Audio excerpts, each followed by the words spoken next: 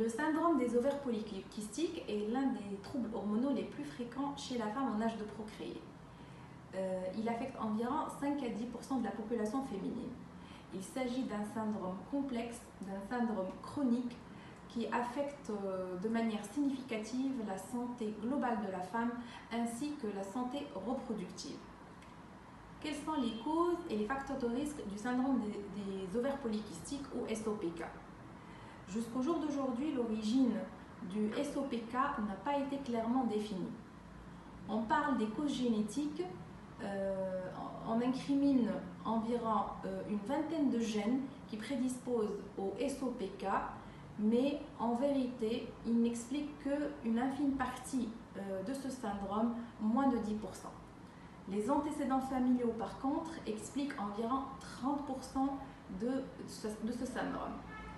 Les causes environnementaux, il s'agit des perturbateurs endocriniens qui sont des toxines qui sont présentes dans le tabac, dans les produits d'utilisation quotidienne comme le dentifrice, les gels douche, les vernis à ongles et la résistance à l'insuline prédispose au syndrome des ovaires polykystiques, surtout en cas de surpoids et d'obésité.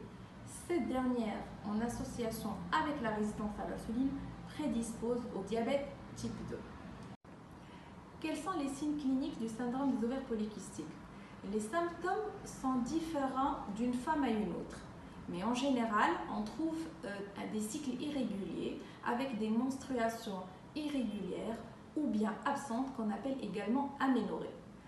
Un trouble de la pilosité avec une pilosité excessive au niveau du corps et du visage, une chute de cheveux, des troubles de la peau comme l'acné avec une prise de poids ou un problème de poids au niveau de la ceinture abdominale autour de la taille. Malheureusement, parfois, le diagnostic se fait un petit peu en retard dans le cadre du bilan de l'infertilité du couple. Le diagnostic du syndrome des ovaires polykystiques s'oppose avec deux caractéristiques des 3 critères suivants. Le premier critère, c'est les signes d'hyperandrogénie. Deuxième critère, c'est les signes échographiques du syndrome des ovaires polykystiques avec la découverte des ovaires polykystiques. Et le troisième signe, c'est les troubles de cycle, à savoir des menstruations irrégulières ou absentes. Le bilan hormonal peut être demandé par le médecin, surtout en cas de présence de signes d'hyperandrogénie comme l'acné et l'hirsutisme. Maintenant, on va aborder les risques et les complications du syndrome des ovaires polykystiques. Le premier risque, c'est l'infertilité ou le retard de conception.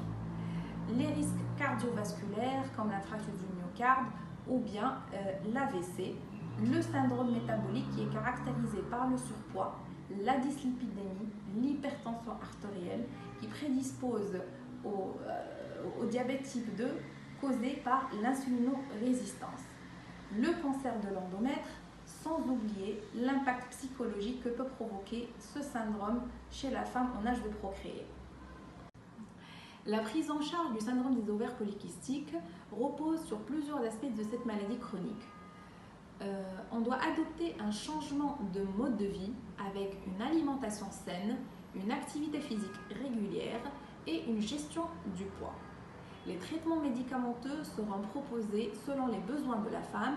On peut donner des traitements médicamenteux pour réguler les cycles, pour traiter les problèmes de peau, l'acné, ou pour traiter les problèmes d'hirsutisme avec l'hyperpilosité qui peut exister au niveau du corps ou du visage.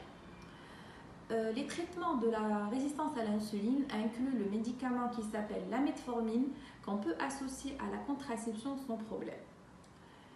Les traitements de la fertilité seront proposés à la femme selon ses besoins. Ça peut aller des inducteurs aux injections et parfois un traitement chirurgical au besoin qui s'appelle le drilling, qui consiste à des micro-perforations au niveau de l'ovaire.